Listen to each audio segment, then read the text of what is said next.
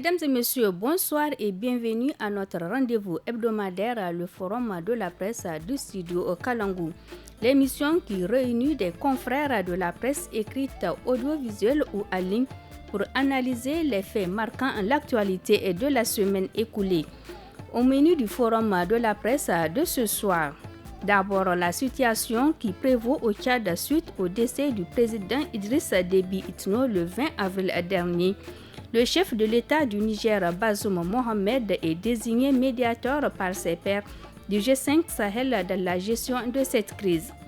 Ensuite, nous parlerons de l'arrivée massive des réfugiés dans la région de Difa suite aux attaques perpétrées par des éléments présumés de Boko Haram à Damasak au Nigeria.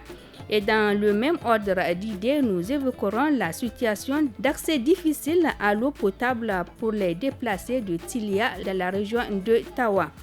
Enfin, volet éducation, nous parlerons de la récurrence des incendies dans certains établissements scolaires ces derniers jours. Aussi, nous reviendrons sur les mouvements de grève qui secouent les scolaires nigériens pour exiger du gouvernement la prise en compte de leurs revendications.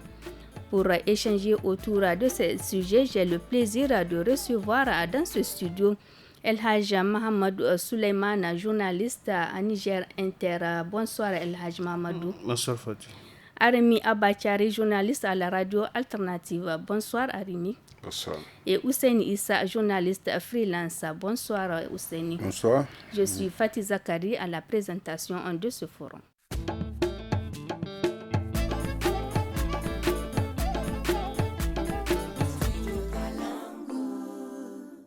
Bienvenue à tous dans le forum de la presse de ce vendredi 30 avril 2021.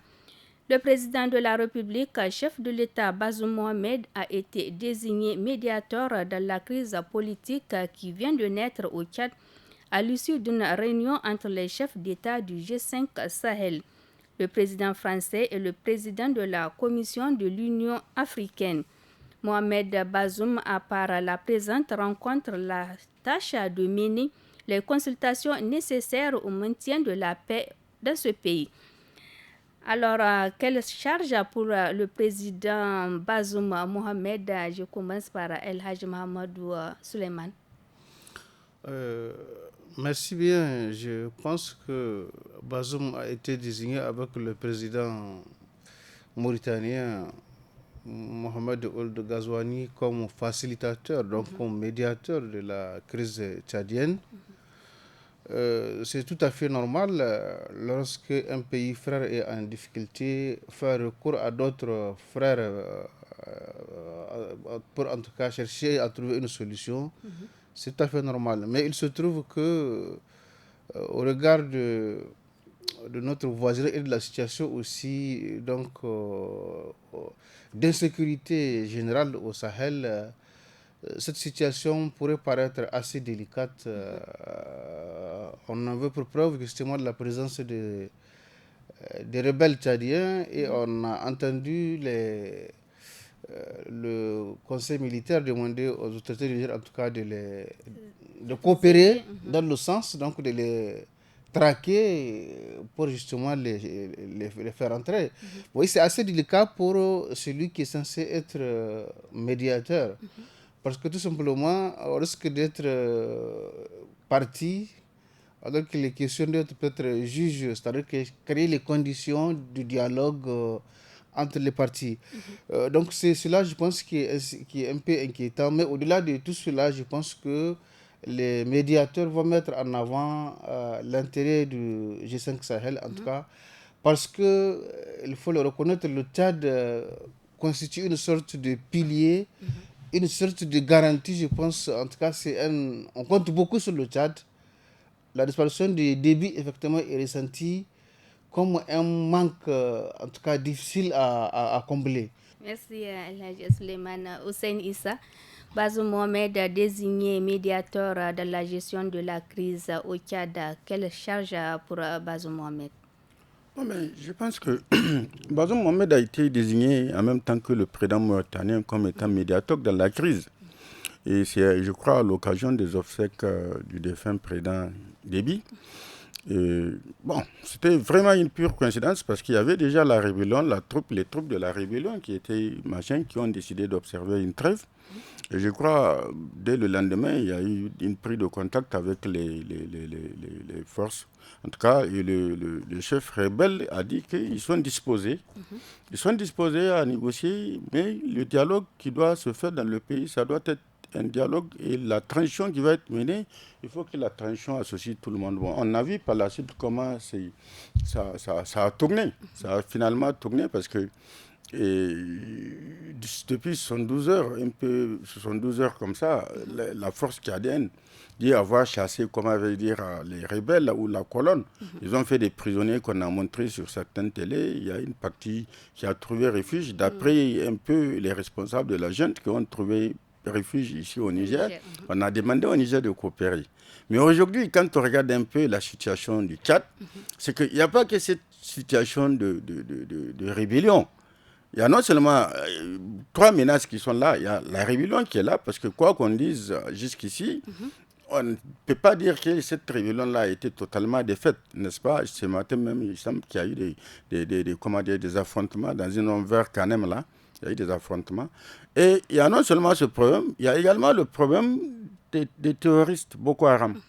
Mais indépendamment de ça, il y a également la société aujourd'hui, parce que le problème, c'est un problème politique, social, militaro, tout ce que vous voulez. C'est-à-dire que la gente fait face pratiquement à 3 fronts. Maintenant, parce que quand on regarde, quand on voit un peu ce que la gente est en train de dire, c'est que nous n'allons pas négocier avec les rebelles, nous ne les considérons même pas comme étant des rebelles. Peut-être nous allons prendre langue avec les acteurs de la politique, la société. Mais avec ce qui s'est passé à travers les manifestations, je dis que c'est assez compliqué davantage. Je ne sais pas par comment Bazoum et son collègue vont pouvoir gérer cette situation, parce que c'est une situation inextricable. Je ne vois pas comment ils peuvent parvenir, connaissant bien comment les Tchadiens fonctionnent. La société, ils disent qu'ils ne sont pas d'accord avec la junte. Ils ne sont pas d'accord, ils ne peuvent pas accepter que le fils Déby devienne président pour les gérer encore. Après avoir vécu 30 ans sous le joug Déby, ils ne sont pas prêts à accepter. Et moi, je connais un peu la zone, je sais de quoi je parle. C'est que c'est des gens qui ne vont pas, en tout cas, se laisser faire. Et ça va être très compliqué de pouvoir amener. Peut-être qu'il y a une accalmie aujourd'hui, comme on dit. Mais ce qui est sûr, c'est réparti.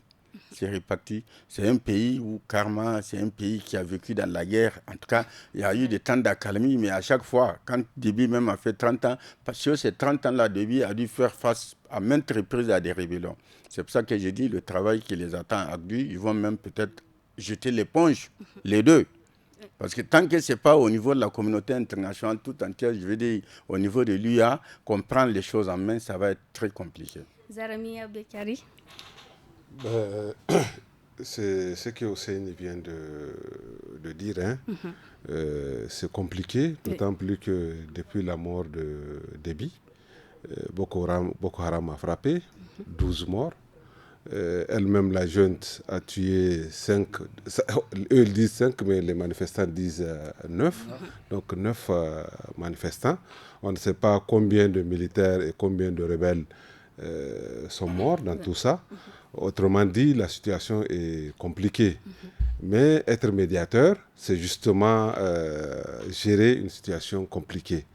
Et toujours est-il que ce soit les Tchadiens ou d'autres nationalités, ça ne peut se régler qu'autour d'une table.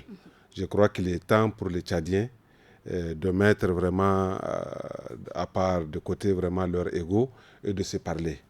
Parce que la succession telle que la communauté internationale et la junte a voulu que ça se passe sera extrêmement difficile aujourd'hui dans la situation du Tchad à imposer. Déby avait ses repères, avait sa façon de faire, qui ne peut pas être celle de son fils. Et donc, la moindre des choses, c'est d'amener vraiment toutes les parties Et vraiment, bon, Boko Haram, c'est difficile, sincèrement, de négocier avec eux parce qu'ils sont en bras de fer avec plusieurs autres pays. Il y a le Niger, le Nigeria, le Cameroun, le Tchad. Et donc, c'est un peu difficile avec eux. Mais avec la société civile, avec les partis de l'opposition et même la rébellion, moi, je pense que ce qu'il y a à faire, c'est d'amener la junte. Parce que pour ce qui est de la négociation avec la rébellion, c'est la junte qui ne veut pas. N'est-ce pas? La rébellion a dit qu'eux, ils sont prêts à parler.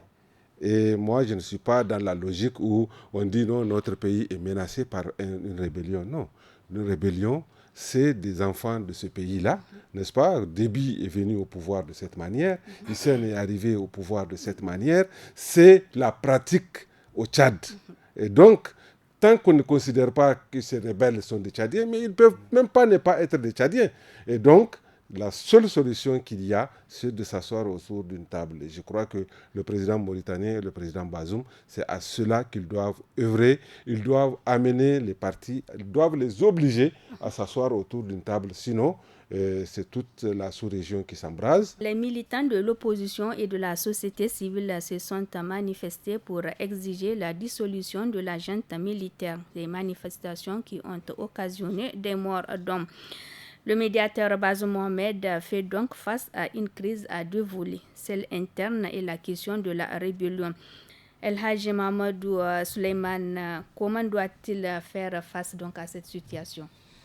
Je pense là aussi, il va falloir être très clair. Vous voyez par exemple que Idriss Déby vient d'être élu pour son 6e mandat.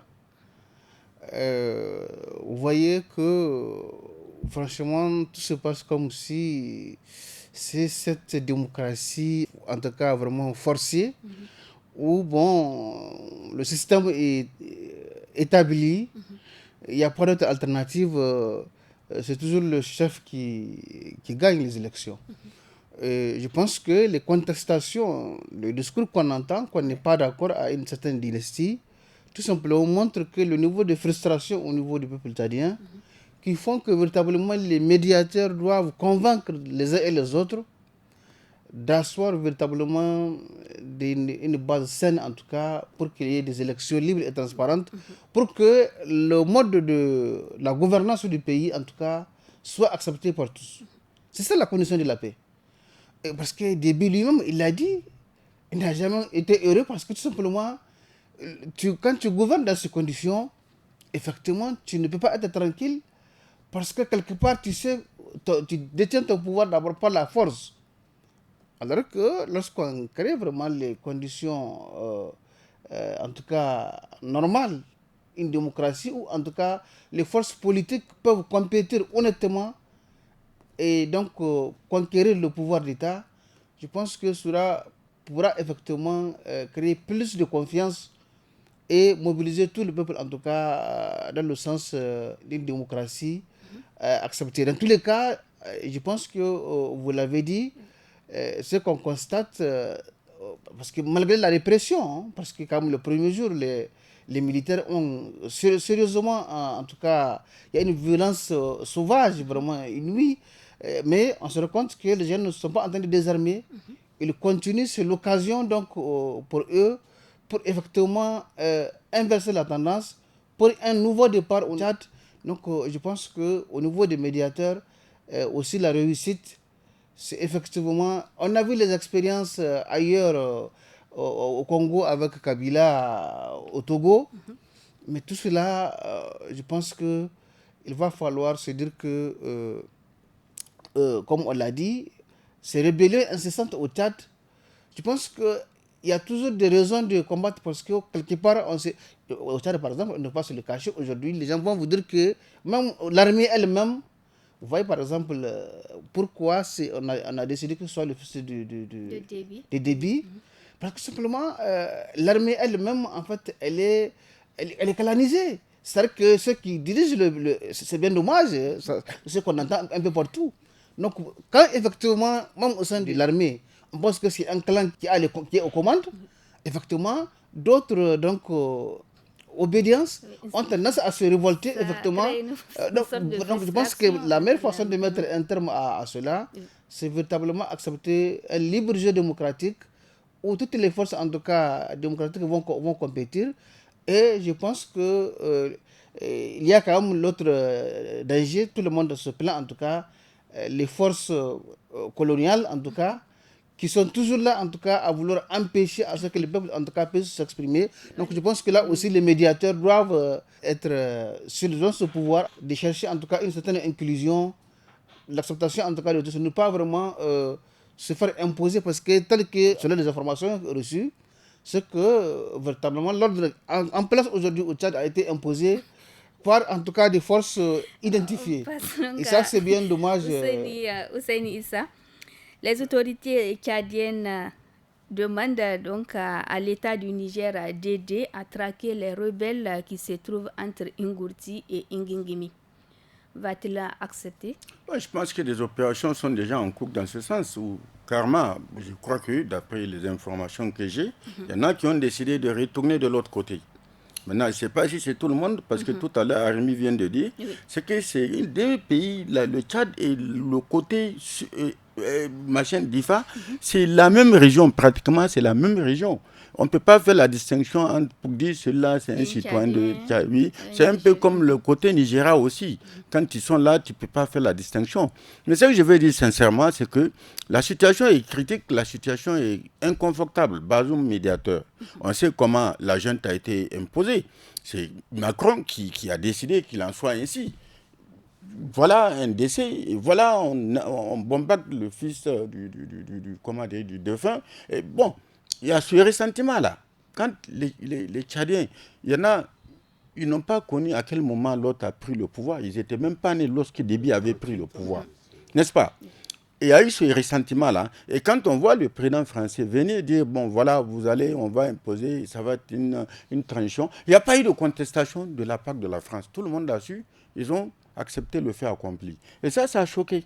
Ça a choqué. Et c'est ça un peu, comment on veut dire, l'effet déclencheur, même des manifestations, parce que les manifestants même le disent, ils ne peuvent pas accepter qu'on vienne leur imposer.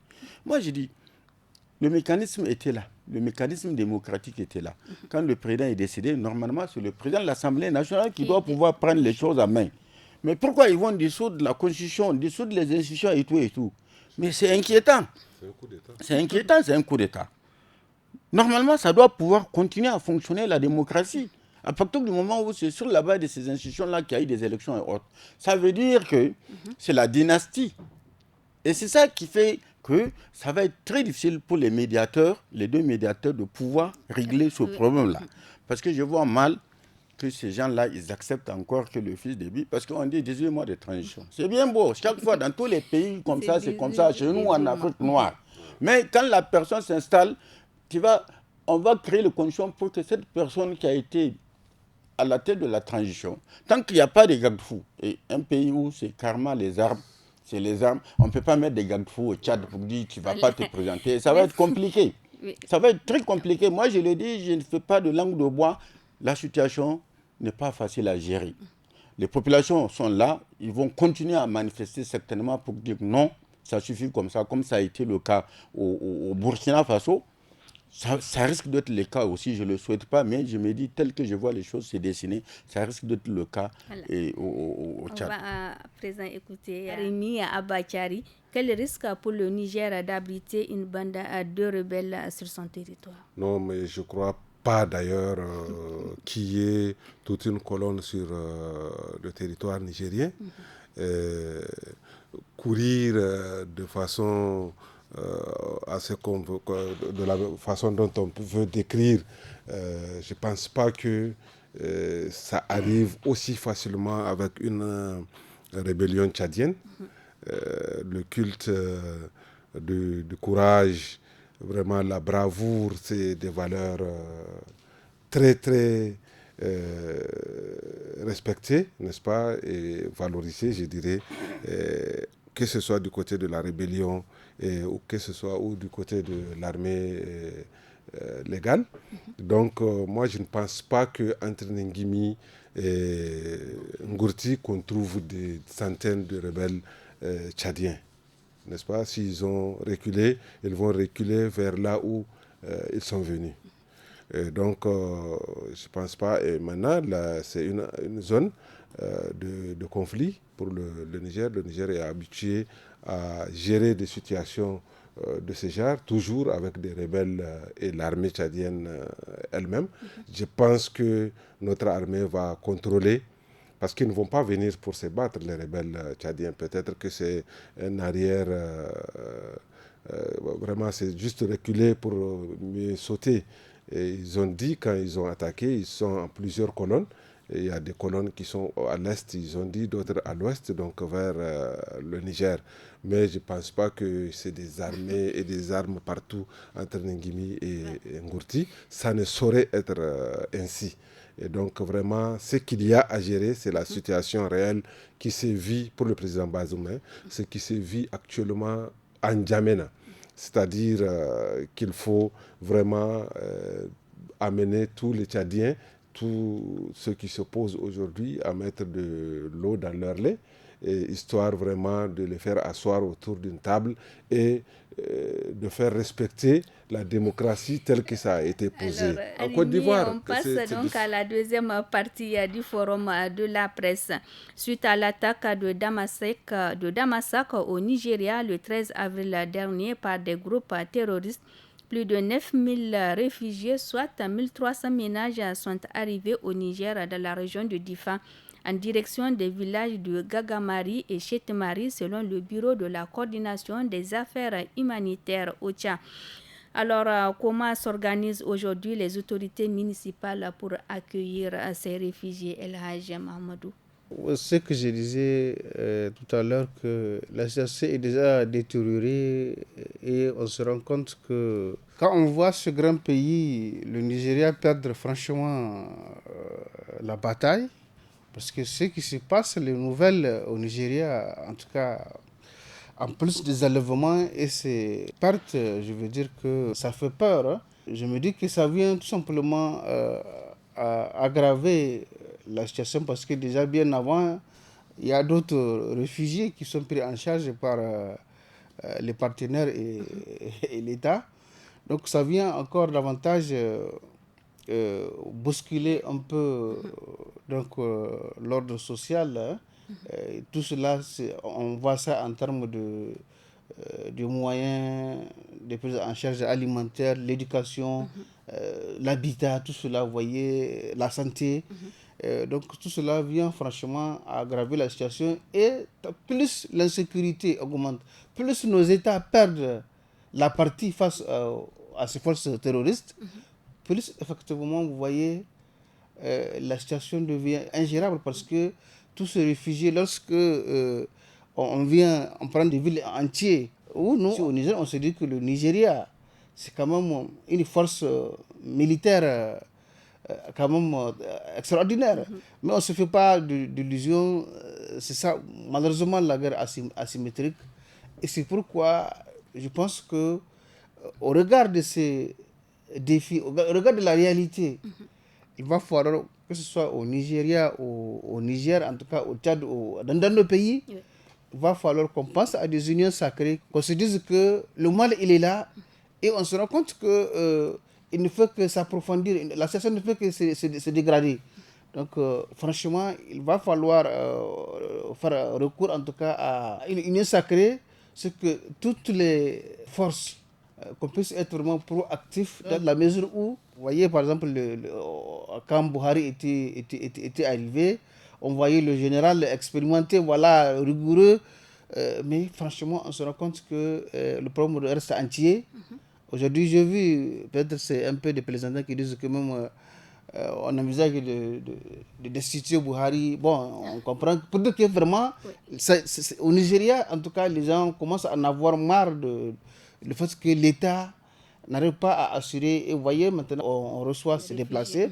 Donc bon, moi je me dis que cela nous interpelle tout simplement dans la mesure où la situation sécuritaire au Sahel, en tout cas, on a que plus de peur. Parce que tout simplement, il a dit tout à l'heure à Rémi, la présence du Tchad. Vous Vous voyez ce qui s'est passé quand ils étaient venus ici, donc, au niveau de la zone des 3 frontières. On a appris qu'ils sont repartis.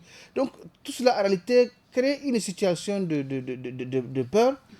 Et franchement, je pense que véritablement, il est grand temps que les décideurs, en tout cas, et tout le monde, qu'on peut se dire qu'il faut vraiment les solutions qui gagnent. Parce que vous voyez, le genre de situation qu'on est en train de vivre, c'est qu'on vienne vraiment perpétrer. Mamadou Suleiman, le temps est contre nous. Je passe donc avec Ousseini Issa. Les éleveurs transhumants d'autres régions, les populations autochtones et ceux qui ont fui les zones d'insécurité se sont regroupés autour de l'unique point d'eau du département de Tilia de la région de Tawa, ce qui entraîne une insuffisance d'eau potable pour ces populations. Ousseini Issa, quelle solution pour ces populations? Mais vous me posez une question à laquelle je saurais vous répondre parce que tout simplement la solution c'est l'État, la solution c'est les partenaires. Je pense que c'est quand même une zone nomade, comme vous venez de le dire. Une zone nomade, normalement, on doit pouvoir faire le maximum de forage depuis tout ça. Si c'est un seul puits, les gens qui se sont rabattus sur ce puits, bien évidemment, c'est des transhumants, comme on dit. Ils sont là pendant un moment, ils vont continuer en fonction du pâturage. Voilà comment ça fonctionne. Maintenant, ils sont dans une situation parce que c'est lié un peu, non seulement à la crise qu'il y a eu, les attaques qu'il y a eu dans la zone, mais également les difficultés que les éleveurs, rencontrent pour pouvoir trouver. Ça, c'est un problème qui a de tout temps existé. Maintenant, il revient à l'État. Normalement, dans des situations d'urgence comme ça, il revient à l'État de déployer les moyens pour pouvoir venir en aide à ces populations-là. Parce qu'ils sont là pour un moment bien donné, mais ils sont là, ça peut durer peut-être jusqu'à l'installation de l'hivernage. Quand l'eau va commencer à pleuvoir, ils vont peut-être quitter ces zones-là pour aller dans des zones un peu plus viables. Mais sinon, il y a les partenaires également, les partenaires humanitaires qui sont là. Et quelque part, c'est carrément les partenaires humanitaires qui font même le travail de l'État, il faut le dire. Il faut le dire, s'il n'y avait pas ces partenaires humanitaires-là, il y a des zones où ils n'auront rien absolument. Tout à l'heure, vous venez d'évoquer le cas des gens qui ont quitté, comment ça s'appelle, la Damasak, pour venir dans la région de Difa. Il faut aller voir sur le terrain, vous allez constater que tout est pris en charge par les partenaires qui commencent malheureusement à s'essouffler. Malheureusement. Parce qu'ils sont là, les moyens sont limités, ils le disent aussi, les moyens sont limités parce qu'il n'y a pas qu'au Niger qui a ce genre de crise, il y a d'autres pays qui sont confrontés aussi à ce genre de crise. C'est que l'État doit pouvoir, dans le cadre de sa politique, prévoir un fonds conséquent sur le budget par rapport à des situations comme ça. Ne pas devoir attendre chaque fois. Et je le dis, je vais le dire même devant n'importe qui, sur le terrain, c'est comme ça que ça fonctionne. On donne des espaces. Les partenaires techniques viennent, ils viabilisent les tentes, tout, les biens alimentaires, les biens non alimentaires, c'est souvent eux qui fournissent. Voilà la situation sur le terrain. Alors, rapidement, Abba Chari, la situation d'accès à l'eau potable est présente dans plusieurs localités du pays. Alors, quels sont les défis qui attendent les nouvelles autorités, particulièrement les élus locaux? En fait, en cas de déplacement de population, parce que c'est à Tilia aussi, c'est ce qu'il y a eu. C'est ce qu'il y a eu à partir de Damasak, mais plus récemment encore à partir de Gaidam, à 35 km de Méné-Soroa. C'est une grande ville comme Méné elle-même ou Difa qui a été envahie. Et donc la population est partie. Et beaucoup de vidéos circulent sur ça, même si dernièrement les sources disent aussi que certains ont commencé à rejoindre leur domicile et que les occupants se sont retirés. Donc en cas de déplacement, qu'est-ce qui arrive? En fait, le peu qu'il y a, c'est-à-dire à boire, à manger, à s'abriter, et partager, la pression sur l'environnement devient plus grande. C'est pour sur les ressources particulièrement. Donc si c'est de l'eau, il faut partager avec une population qui double subitement. Si c'est le pâturage, c'est la même chose. Et ça, c'est connu des partenaires humanitaires, c'est connu de l'État. Mais l'État est souvent pris de vitesse. L'État n'arrive souvent pas, l'État n'a pas les moyens de faire face à ce genre de situation. C'est les humanitaires qui sauvent la situation. Et donc, je crois que plusieurs organismes doivent effectuer le déplacement parce que c'est quelque chose d'aussi sensible que l'eau qui manque. C'est vraiment dramatique en réalité. C'est très vite transformé vraiment en hécatombe. Donc ce qu'il faut il faut que les programmes WASH des organismes vraiment déferlent vers ce sens, dans ce sens-là, rien que au moins dans le cadre des programmes d'urgence, parce que chaque organisation internationale a un programme d'urgence donc, qui s'étale sur 1 mois, sur 2 mois, au moins pour pouvoir stabiliser la situation. Donc, et laisser à ceux qui interviennent de façon plus durable et laisser aussi à l'État. Et donc, l'État doit pouvoir mobiliser. L'État doit pouvoir faire le plaidoyer nécessaire de ce qui se passe. Parce que moi, c'est regrettable, mais j'ai tendance à voir que la situation dramatique aux frontières de notre pays, aux 3 frontières, passe aujourd'hui plus ou moins sous silence. Il faut voir les chaînes internationales, on ne parle pas trop du Niger. Sur nos chaînes nationales, on ne parle pas trop du Niger. Il faut dire la vérité sur ce qui est en train de se passer. Et c'est de cette manière seulement que les partenaires peuvent se mobiliser, mais l'État ne doit pas se sous-estimer. Le peu qu'il peut faire, il doit le faire. Parce que c'est sauver au moins une vie, la vie d'une famille, la situation d'un village. C'est ainsi que ça marche. Mais c'est extrêmement difficile, encore qu'il faut s'approcher vraiment de déplacer eux-mêmes pour le savoir. Voilà, du jour au lendemain, des gens qui quittent leur chez et qui se retrouvent sans rien. Je vous assure que c'est extrêmement difficile. Merci Arimi. La troisième et dernière partie du forum, partie consacrée à l'éducation. Plusieurs incendies sont enregistrés dans les établissements primaires à travers la ville de Niamey qu'à l'intérieur du pays. Une situation qui devient de plus en plus inquiétante et qui doit tous nous interpeller. Alors, qu'est-ce qui explique la récurrence des incendies dans ces écoles, El Hadji Mamadou? Franchement, c'est assez révoltant ce qu'on constate depuis d'abord le plus dramatique aux Pays-Bas, au quartier Pays-Bas où il y a 21 ou 22 innocentes victimes. On s'est rendu compte que la situation s'est dégradée par-ci, par-là, on déclare des incendies, même à l'intérieur du pays. Alors, si c'est l'origine, les causes de ces incendies sont criminelles, là, franchement, c'est bien déplorable. On a entendu, jusqu'à ce que la police ou bien la justice se confirme, quelques cas justement dénoncés où on dit on a pris quelques personnes en train de commettre leur forfaiture. C'est bien dommage, c'est une inconscience parce que à qui cela pourra profiter. Quel que soit votre statut, l'école c'est pour tout le monde, c'est un bien public universel, donc tout le monde a besoin de l'école. Même si on voudrait améliorer le fait de dénoncer, dire qu'en fait on a plus jamais de classes en période, il va falloir en tout cas qu'on donne le temps à l'État véritablement pour créer les conditions justement pour qu'il n'y ait plus en tout cas de ces classes en période. Donc franchement la récurrence de ces incendies en tout cas interpelle plus. Je pense que franchement nous sommes dans un mois de Ramadan. Si c'est vraiment des personnes vraiment qui font cela, parce que bon, véritablement la récurrence de ces incendies fait vraiment penser à ce qu'il y a des gens qui sont organisés véritablement à vouloir en fait forcer la solution, alors que leur façon de faire elle est périleuse parce que souvent les conséquences quand vous mettez du feu, c'est que vous risquez ce qui s'est passé. On a connu des pertes en vie humaine.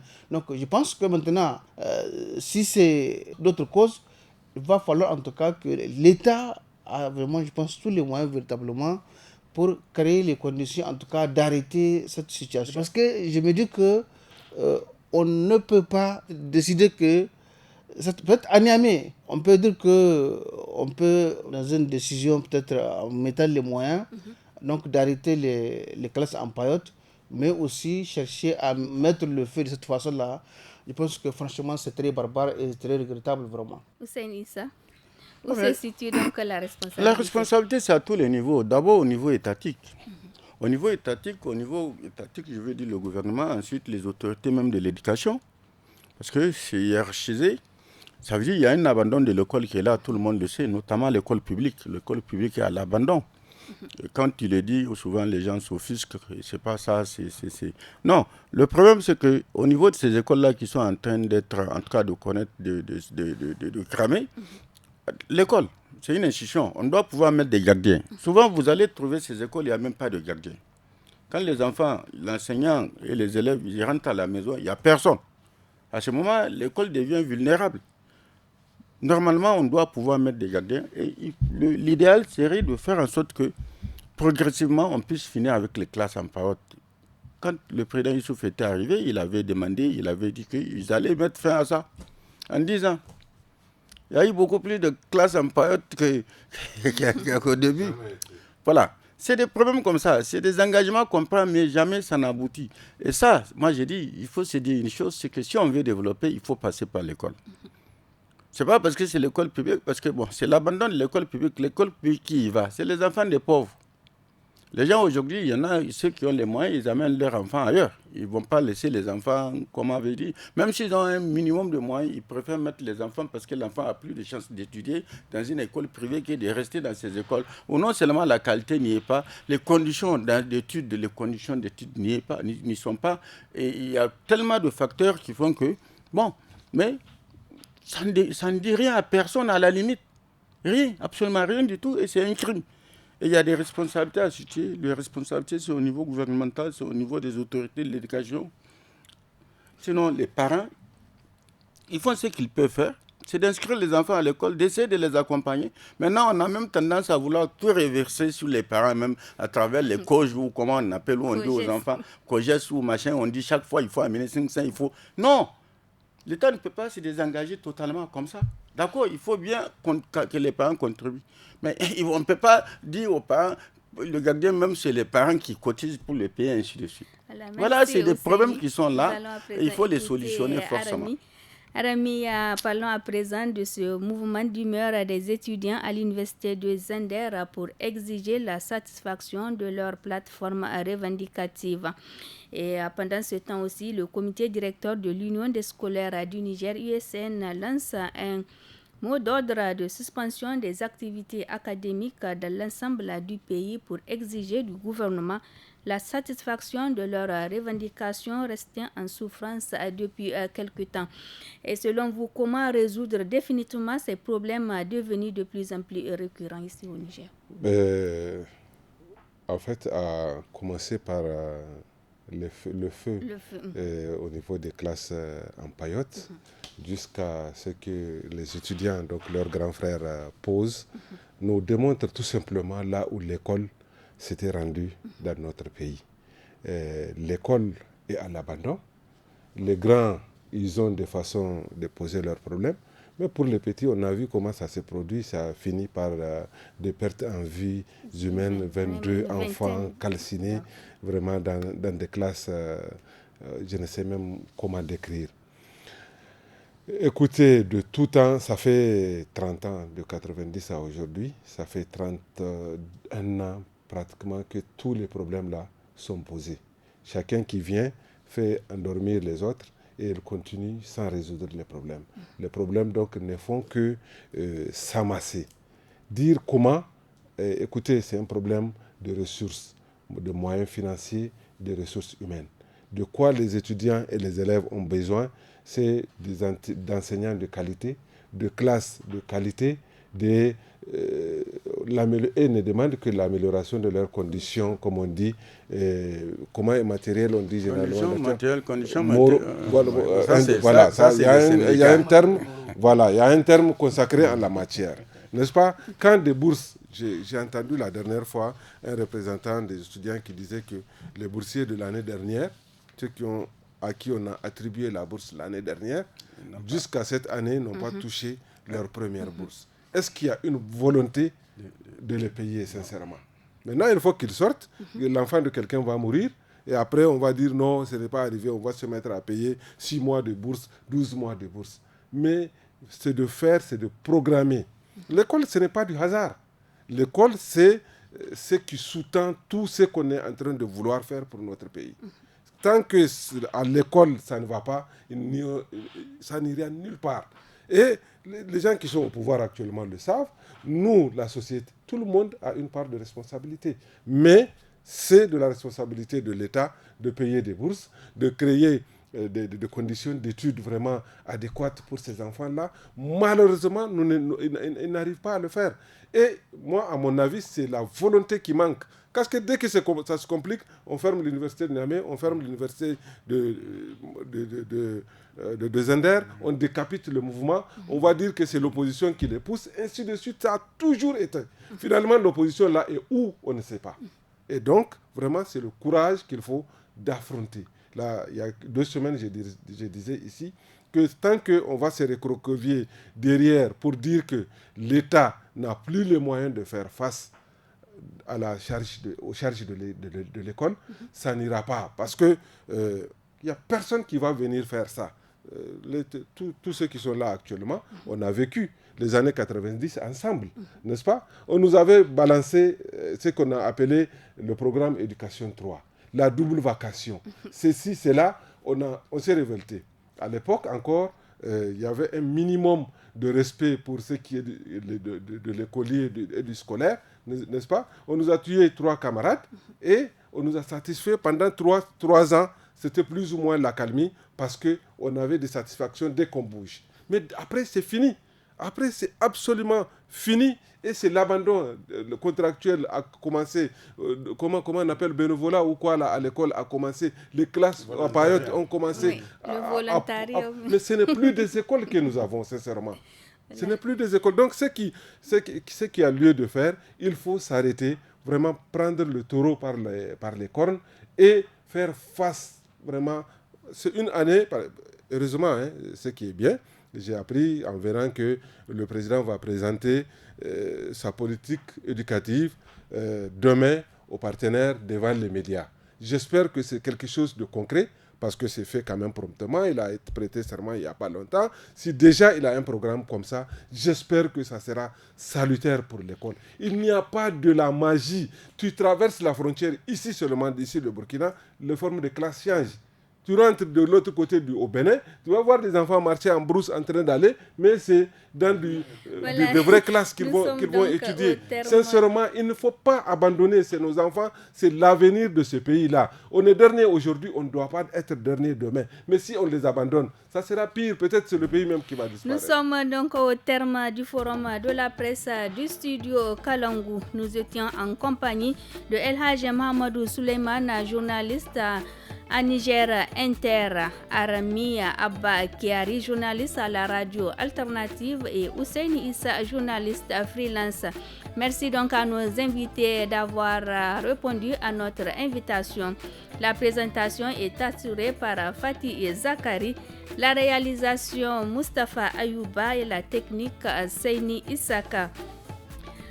Rendez-vous donc samedi de 17h sur nos 46 radios partenaires pour suivre le programme des jeunes avec Actu des jeunes dans 5 langues suivies de tous à la FADA. Et à partir de 18h15 samedi, le forum en Hausa et le dimanche, le forum en Germain. Merci. Le programme continue sur le studio Kalongo.